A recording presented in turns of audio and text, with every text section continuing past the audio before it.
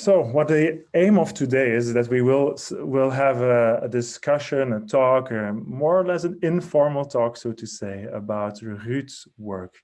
You all had a chance to watch Ruud's movie. If you haven't, then please take that chance and try to watch his documentary in the coming days, as it will still be available for you as conference participant to watch.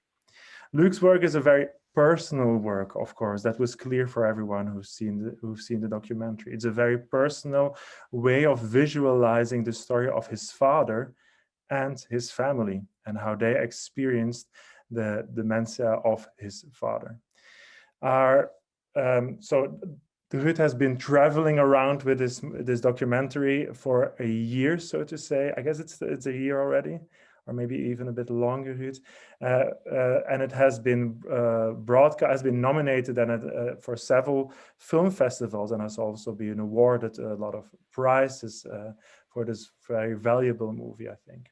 And it has also been appreciated, in my opinion, by quite some people who have, a diverse group of people who have been involved with dementia in a personal level, on a personal level, or on a professional level as well. So Ruud, that was my very short introduction to start this session. But of course, I mean, I'm going to let you do a short introduction as well. Maybe you want to do say some opening words to start this session, and then I'll explain a bit how we are going to try to manage this Q&A. Okay, well, thank you for the introduction, Niels. Yeah, my name is Ruud. I'm from the Netherlands, and well, those of you that have seen Lost in Memories already, they know me by now. But at first, I'd like to say that I think it was 5 years ago now that Niels and Andrea, they were both my teachers in Belgium, and I remember that was at the time that my father got diagnosed with dementia, and we were doing Niels and Andrea, they offered the it was like a subject that we were able to choose, and it was about the research for dementia and how to help people with dementia and make products for them. And well, I was doing the film school, so it was like totally out of the box for me to do the project and starting to develop products for them. That is not film. So, but I learned so much from you guys, and I think that also helped me during the whole dementia process. So Niels and Andrea, for starters, I'd like to thank you for the subject 5 years ago. Thanks, Ruud. Now sounds that I was soliciting for a compliment, but that was not a fact. Okay, let's continue. Just to make sure that what are we going to do? I've prepared some questions about the documentary as well. But of course, a Q&A is not like a dialogue between Ruud and me. And what I would want to ask to all of you who are having some questions, who want to ask Ruud some questions on the way, this can be very diverse, on the movie making process, on the way he dealt with it, on the way he experienced the condition of his father, and so on. All type of diverse questions can be asked, but please then leave this question in the chat. And after Ruud and I have discussed the first questions, then we'll go to the chat and let you and I will pick the question, and you can ask that question directly to Ruud. If you feel uncomfortable by asking it directly to Ruud, you can also send it in a private message to me. That can also happen via the chat box. You can click in the button. You can click, instead of everyone, you can click my name, which is search for my name and click it, which is Niels Hendricks, and then ask this question directly to me, and I will ask that question to Ruud. But if not, then please put your question directly in the chat box, and Ruud and we'll be happy to answer that. Okay, Ruud, my first question. It's a very open and very a question that's really open for you to start this Q&A. So, and it was also the question, I think we all understand how, I mean, I've seen other work of you, and of course, the main question would then be, this is a very personal film, a very personal documentary, which is a bit unlike your other work that has never been that close, in my opinion, close to who you are. So what was the reason, in fact, to start this documentary? Mm-hmm. Well, so when my father got diagnosed, in the beginning, I didn't even think about filming his decline, so to say. But after a few years, I saw the impact my father's disease had on my mother, and she got more and more isolated, and all the all the suffering she endured, that was something I just could not I could not film it, you know. It was just, so I am a filmmaker, and I knew that the story of the, like, how the family is struggling with dementia. That story I haven't seen on in another film yet, so I just had to film it. It was some kind of therapy for myself, I think. I just couldn't resist filming it, and in a way, I think it helped me, cope with it as well. So the main reason was that I saw my mom suffering. So the main reason was a very personal reason, so to say. And I already see a question popping up that is a bit related to this. I mean, you're saying it was a very personal. You also use the word therapeutic way of it. That became a bit of a therapy to do so.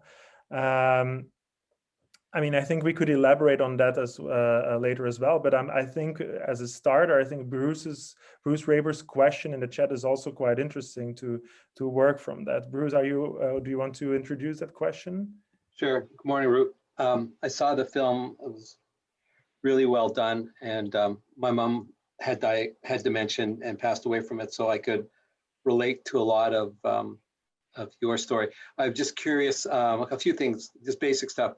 How soon after your dad was diagnosed did you start making the film? And how many years are covered by the film? And how is your dad today? Is he still with you today? Okay, so first, it took me 2 years of filming. What you see in the film is 2 years, 2 years and 2 months, something like that. When I started filming, I expected it would be a lot longer, the process of filming, but the dementia, it went a lot quicker than I expected. And I started filming after, I think it was 2 years after his diagnosis. So I think, but after when he was diagnosed, he already had dementia for a few years. Only we were in denial, of course. I think everybody has a little bit of denial in the beginning. So, so I think 2 years after the diagnosis, I started filming, and the filming process was also around 2 years. And how is he today? Well, actually, he passed away the 1st of August this year, 2020. So last August. Yeah, that was, well, you know, actually when we were a little bit prepared for it, because in total, my father, he had dementia for about 8 or 9 years, I think.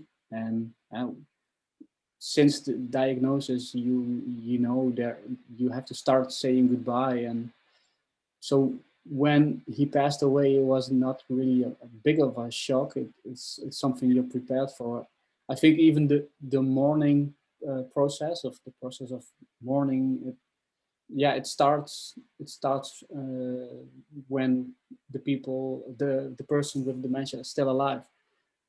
For me, the moment when my father has to move to the care home facility during the end of the film, that was actually for me such a symbolic moment. It was for me was kind of his dying, I really felt that the period afterwards, I was grieving, but he was still alive. So that was so a very strange phenomenon, but it's how I felt it.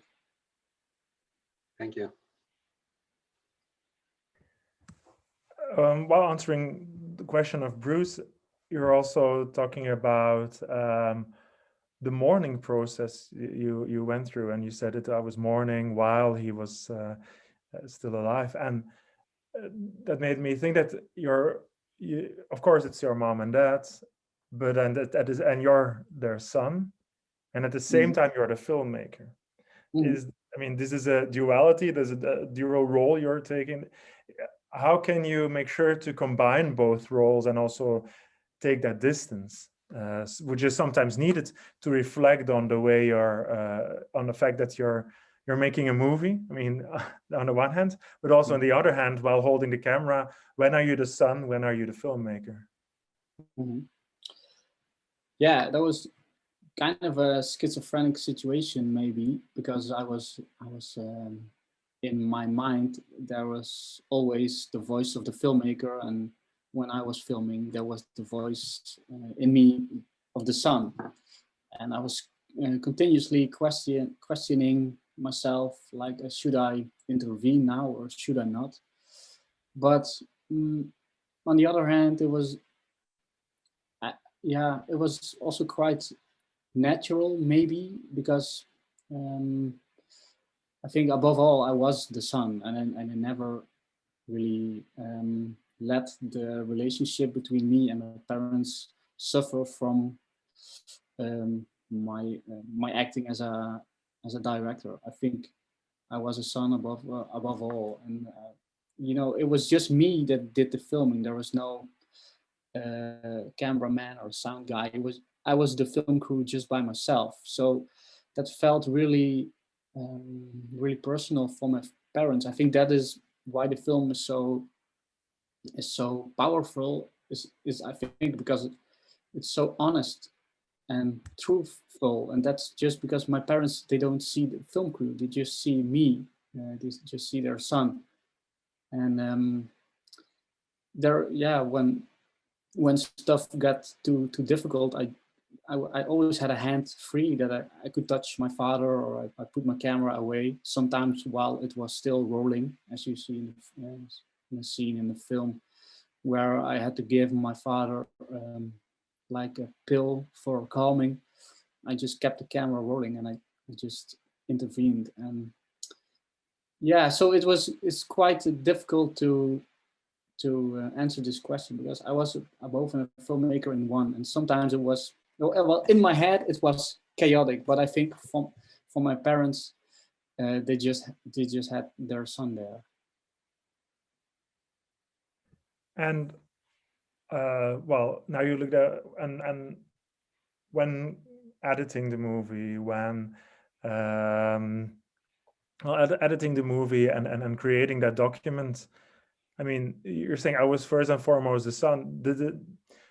I'm not saying that it should hinder you to edit a movie on this topic, but how did you make sure that you could keep a distance? I mean, because it's, of course, it's a personal, the personal relationship you have with those in the movie and the movie itself, but of course you want to present it to a larger audience, which well, you have to make you had probably a lot of material which is not shown in the movie. You had to make some clear cuts. You had to write in, so to say, a storyline in your editing work. How easy was that to do as being a son and not being and combining the role of son and filmmaker? Yeah, well, so I wanted to protect the relationship between me and my parents, and that was very important for the film. But as a filmmaker, of course, you wonder, like, how can I create the best film? And then you realize that I'm so attached to the subject that it's quite difficult to have an objective opinion. So I worked with a director coach that I could show my footage to, and I also had like an editor who I worked with. So there was the super personal situation during the capturing period, but during the editing and the creation of the montage, it was definitely not just me. I really needed the objective opinion of some other professionals. Mhm, So I think that was how we created the film and how to stay how to stay on topic. mhm.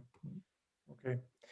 I can see question of Francesca in the chat. Francesca, can you introduce that question? Yes, sure.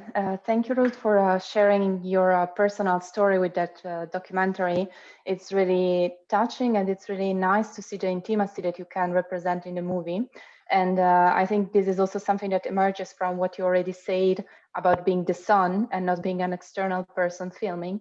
What I was wondering is which was the reaction of your family when you proposed to make the movie? Because of course, when you're grieving, when you have this kind of health issues, most of the time people tend just to close themselves into the family circle. They don't open up, like keeping that private. And what you're doing with your movie is like showing how it is in this privacy, because you still keep the intimacy. Yeah, well, that exactly what you're saying. That was precisely why I wanted to make this film, because I also saw that my parents, they were like closing off from their environment, and so many people do that, and they keep their suffering inside behind the doors. And I wanted to open that up, to show what families are going through during this dementia process. And when I proposed that to my parents, well, my father was actually he said it was okay. He immediately said it was okay, and when I proposed, he was still quite clear in his head. I think he could still understand what it would mean. So my father was actually like this old-fashioned guy who didn't really speak about his emotions, but he was, when I was studying in film school, he was also always he was always available as an actor. So it was quite contrast, but he always liked that. So he was very experienced with me filming him, actually, because he was my favorite protagonist in my films. And before I started doing documentaries, I made fiction films with him. I did the most crazy things with him. I cut his arm off in a bathtub doing an Edgar Allan Poe horror fiction movie. So I did the craziest things with him. So he was okay with it.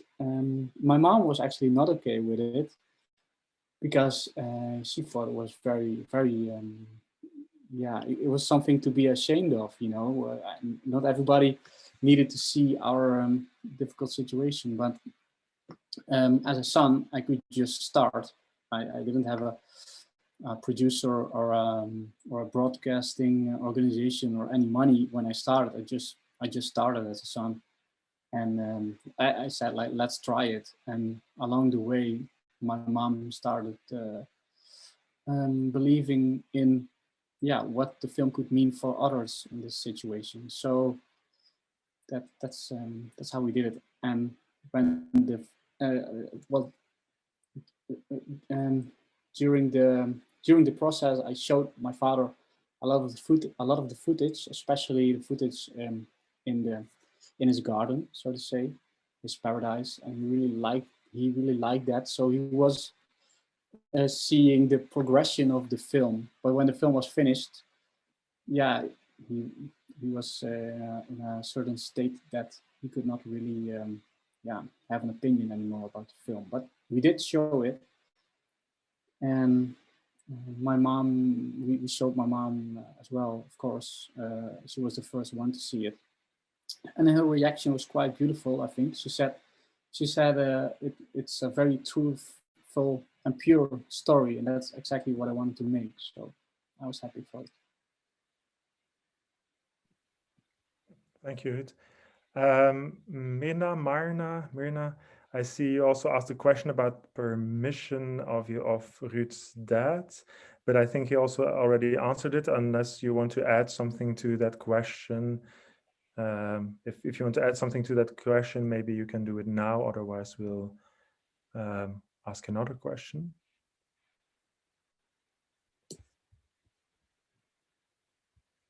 Okay, so I think indeed you answered the question that you've always been involving your dad in crazy cutting off his arms scenes, Ruud, and that you already asked him about that and that he granted his permission to be part of it. I also want to add that there was a question sent to us about where to view the film. All of you who are registered as a participant of the Dementia Lab conference should have gotten a mail.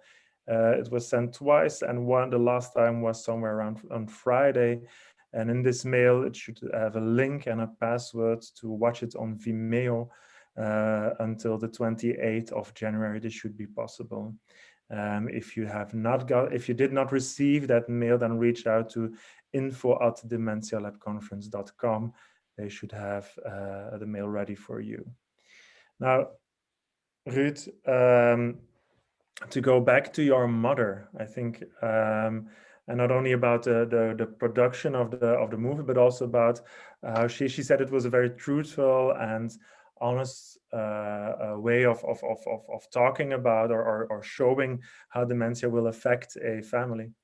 And I remember that I was also there when some people who are in professional cares of people with dementia were at a viewing of your movie, and they responded it was so valuable to families who are in the same situation. Sorry.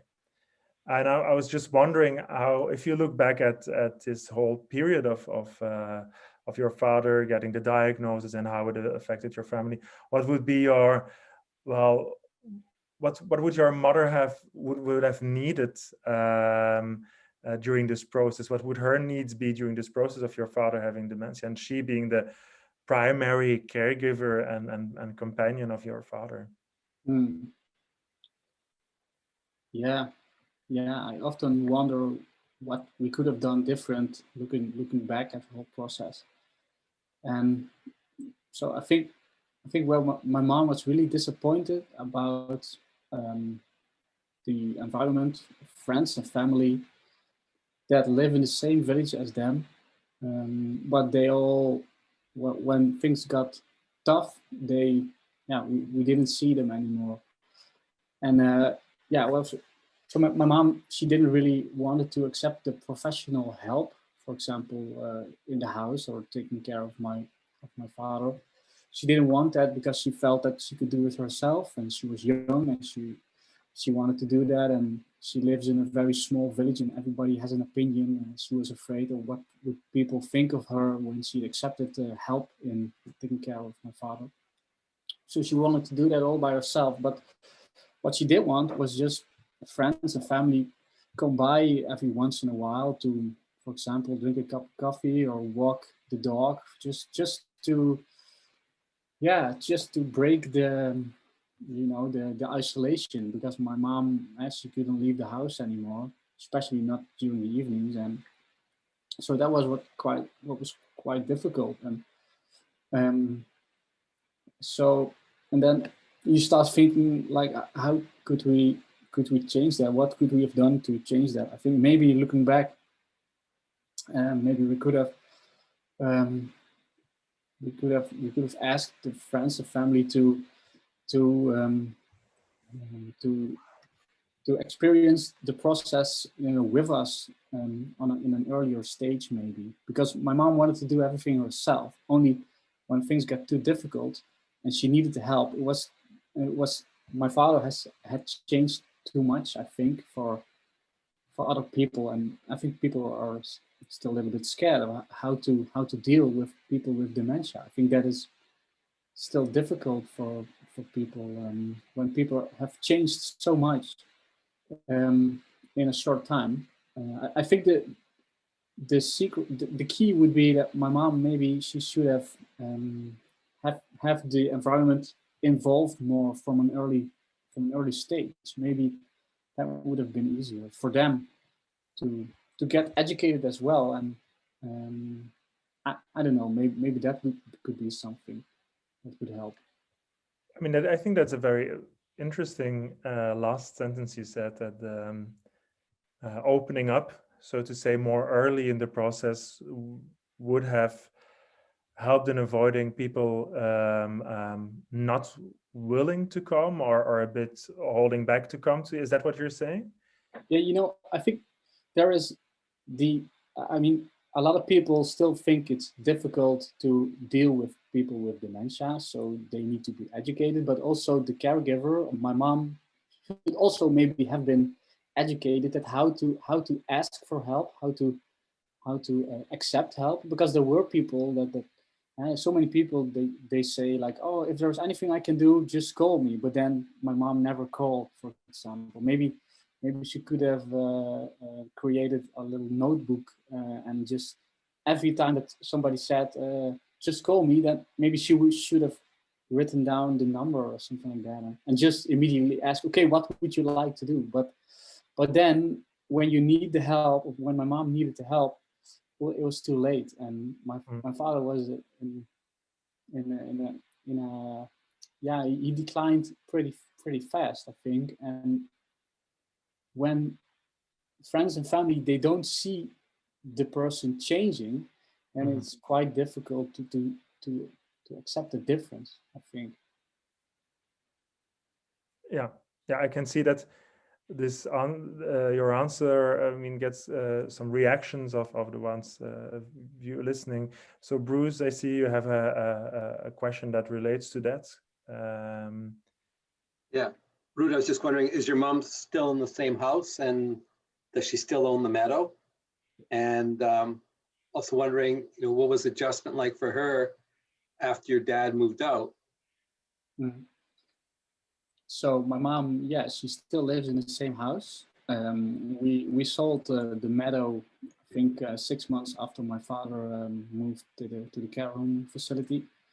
So yeah, that was a relief.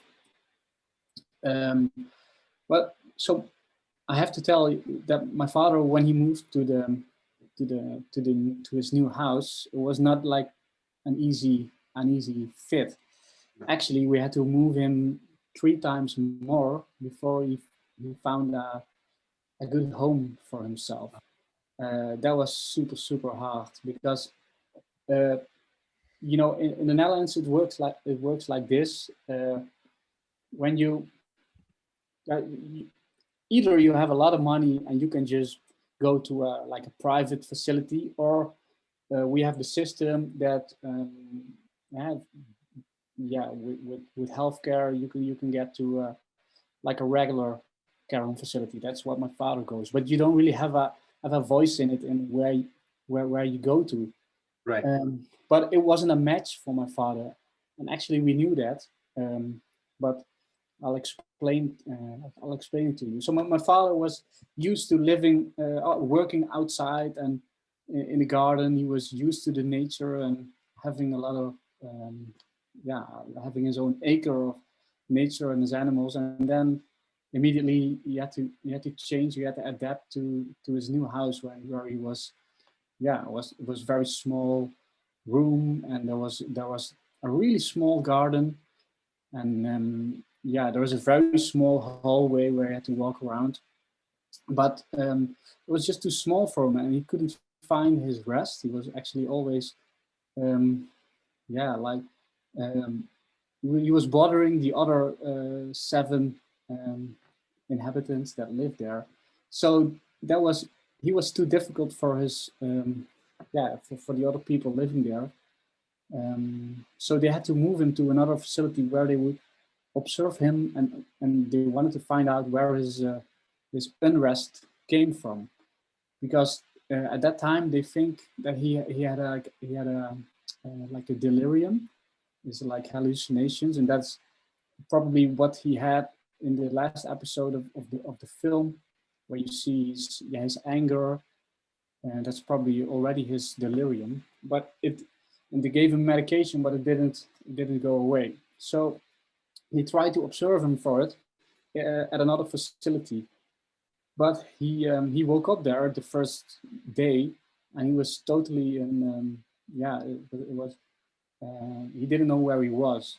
And of course, people with dementia, they feel the need for a structure, and he lost that again. So he became aggressive towards the people working there, and that was not allowed, of course. And so they had to move him again within 24 hours. They moved him again to another location for people with aggressive problems. That was really like a mental hospital. It was like one flew over the cuckoo's nest. Really like that. And so that was very hard for us as a family because all that moving around with my father, it really had such a big impact, and we could see him decline every time they moved him. So my mom, because that was your question, she had like rest at home, but the worrying continued, and also the shame. She was still ashamed for my father, because she was every day she was like visiting him and worrying about, well, what should what could her husband do today, you know.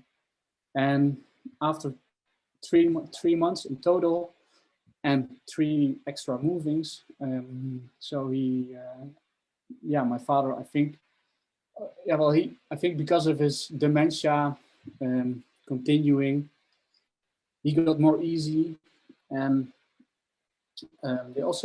they did some tricks. They let him sleep in some kind of tent that was really calming for him. Nice. And some tricks like that. And he calmed down, and finally he could move to a very nice location where there was a nice garden, and also there was more room inside. And that's where he spent his last year, 1.5 years almost. And then my mother also finally, she could find some rest. Yeah. Right. Thanks for sharing. Thank you, Bruce and Ruud. Susan, I think you also can relate very well to the story of Ruud, so maybe you also want to ask your question. Yes, that story about having to move your father so many times is tragic and common.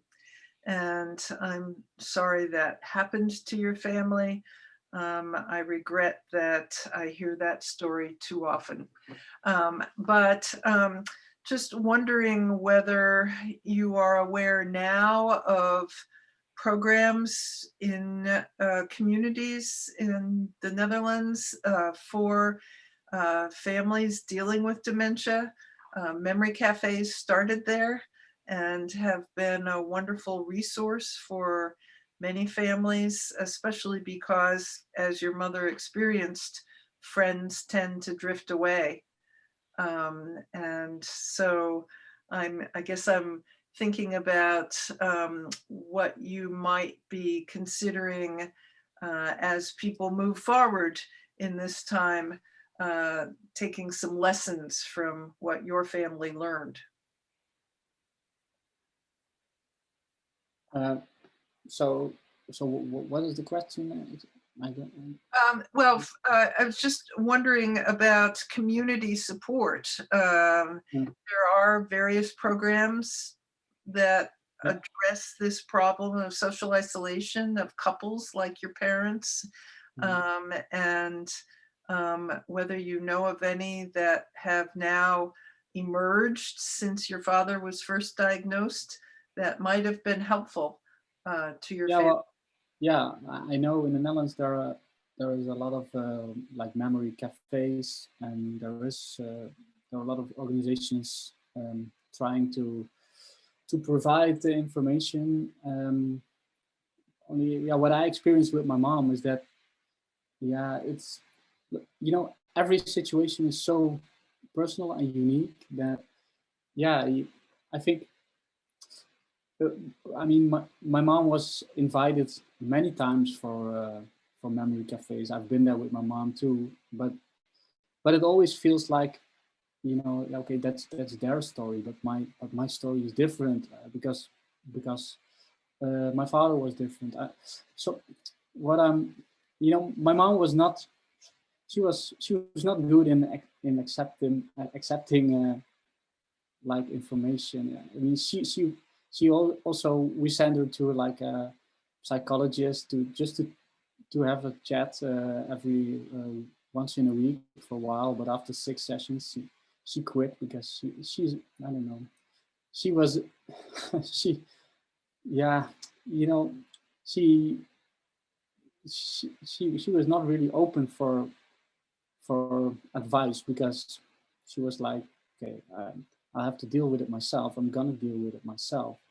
She was very stubborn actually, but I hope my film, so it got broadcasted in the Netherlands. We had a cinematic release here, and I hope it can make a little difference. I mean, if I would have seen this film when I was in the beginning of the process with my father, I think maybe it could have helped us, because probably me and my mom would have a serious chat about when is the good moment of well, trying to move my father. I think maybe we were a little bit too late. Maybe it would have been much easier to move him a little bit sooner. Only the question would be if my mom would let it happen, and also if the organizations, if they have a room available. That's a big deal here, because there's too little people working in these facilities, and there are too little beds. So that's kind of difficult. But you know, so after this whole, when you experience it, you become like an expert. I'm just a filmmaker actually, but I have, I've done a lot of thinking about it. You know what would have helped if my father, you know, when my father, he started with his, how do you say it, daycare, like dagbesteding, like the Niels, what's the? I'm thinking for the word. Yeah, it's. I mean, I know that I don't think that they respite care. Someone helps out. Thank you, Michelle. Respite care. Respite care. So my father started doing respite care. You see that in the film. He didn't want to go there, but it's actually the first time in the film where he's laughing. He really had a lot of fun there. And we started with just one afternoon, and in the end it was 3 or 4 afternoons. We could build that up.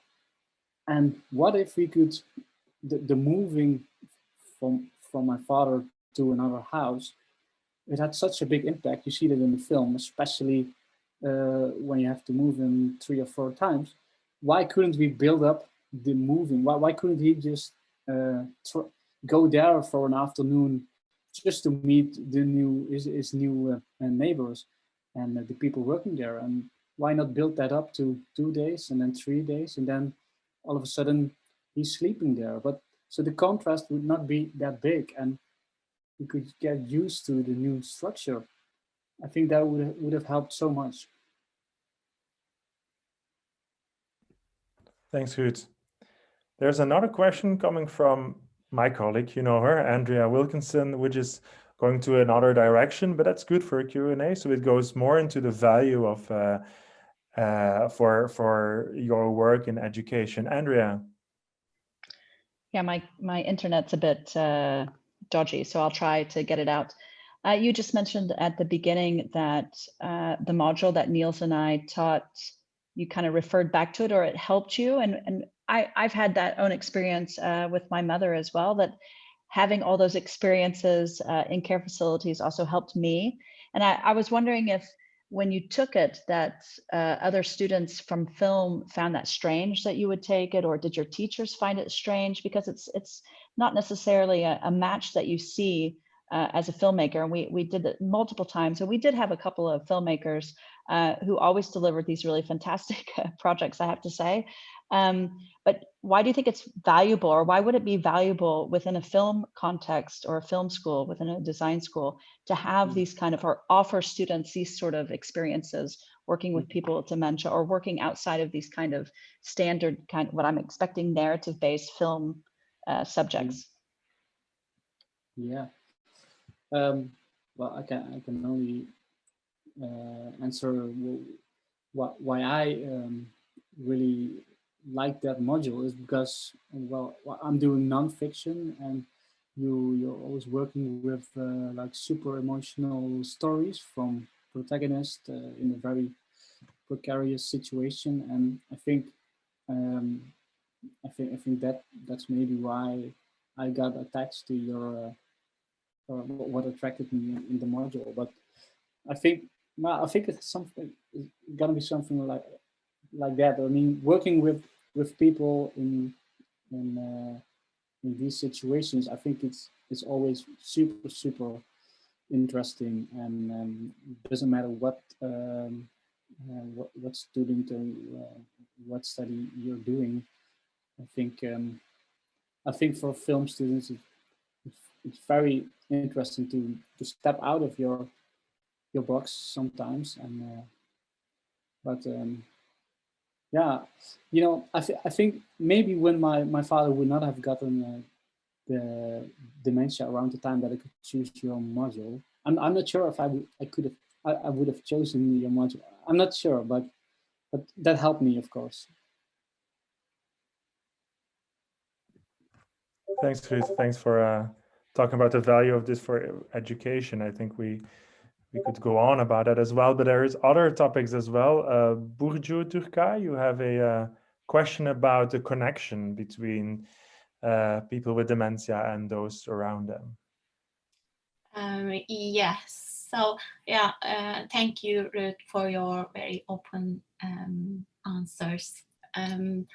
So whenever I talk to people people with dementia and their carers, they always say how important to keep the relationship, the connection between them. And I guess your film was like a tool for you to connect with your dad and his illness. So are there any other tools or activities that keeps that connection with your dad, like reading a book or watching a game together, and how that those tools has changed during your dad's dementia journey? Mm. Yeah, so I think filming your parents or filming a person with dementia is absolutely a fantastic tool to create that connection, because I experienced it myself.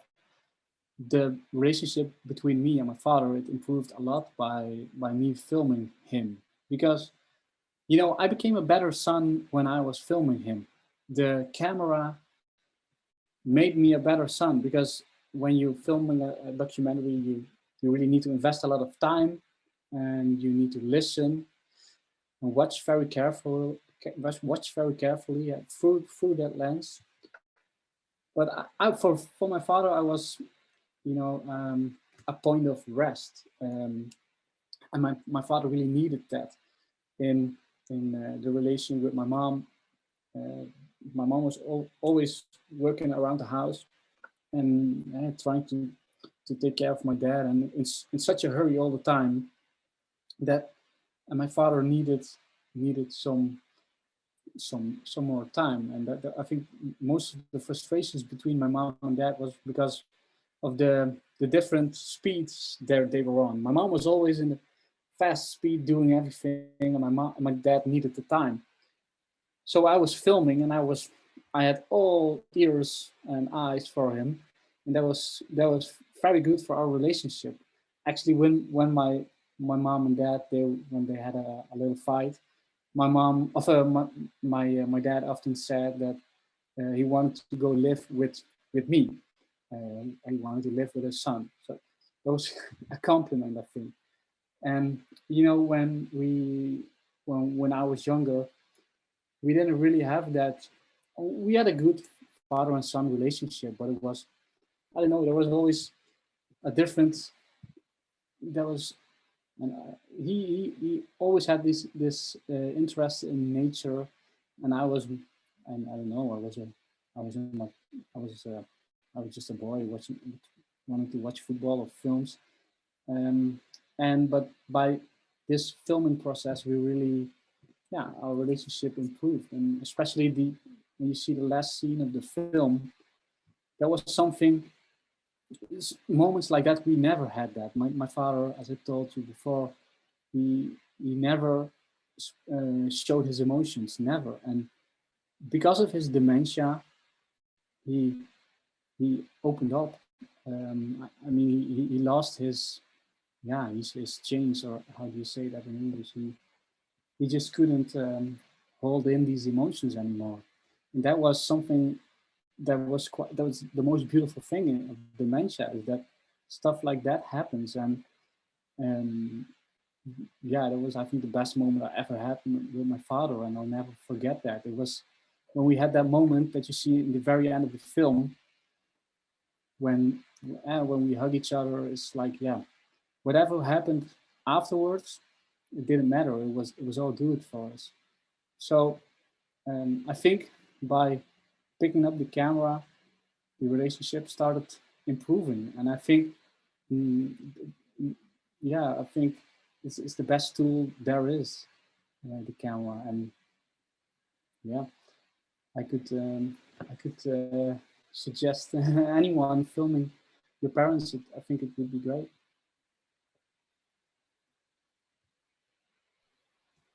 Thanks, Ruth. I think that was a really beautiful answer to that question. I mean, and I also understand now the mix of emotions.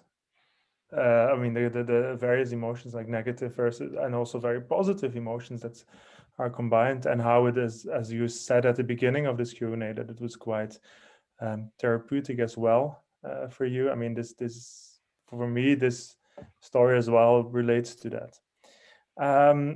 It's almost time to close this Q&A, but I'm still wondering whether there is another question. So if you have a question that still pops into your mind, and please then write it down. Then we might have time for a question, while I'll already indicate what will be in the coming days. So please, if you have another question, type it in the chat. So in the coming days, there is still in a few hours, I think there is still another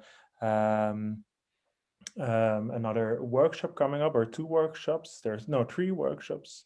Tomorrow there's another series of workshops, and then on Wednesday there's again a talk, a series of talks in one session.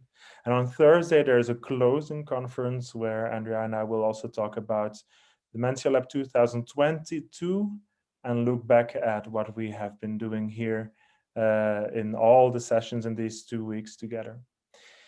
And also, I should not forget about the magazine creation that will happen tomorrow as well. So that maybe, Ruud, there is no question from the audience, but I have one closing. Well, I want to ask more questions. I'm still in doubt which one to ask. So maybe let's try to tackle both of them. So one question would be, a lot is focused on the relationship between your father and your mother. Of course, that's essential to the film. But in this, I mean, I'm also wondering, what have you learned from these interactions that could be beneficial to others in this in the same situation, in the same situation as your mother and father, partners, and then without being able to choose, you also become a carer and you become someone who has dementia. And that's a situation you're put in without being able to choose. You chose for each other to be with each other, but this is not a situation you chose. And then you get all these different dynamics that happen. What would be for you as a filmmaker, as a son, as the one having experiences and having reflected a lot about this, what would be your tips? Although I know that's not nuanced way of talking about it, but what would be your advice be for those in the same situation? Yeah, I'm not sure if I'm really gonna answer the question, but I hope it answers it a little bit. You know, when my father was in his last months, and he didn't really know us anymore. Absolutely not, I would say. He didn't know our names. I think he didn't know I was his son and my mom was his wife. But you know, the connection between my mom and him, and also me and my father, it was so much more, and it was in a different level than knowing, you know. So when we visited him, he didn't remember us there, but he remembered us in his heart, and that was so beautiful to see.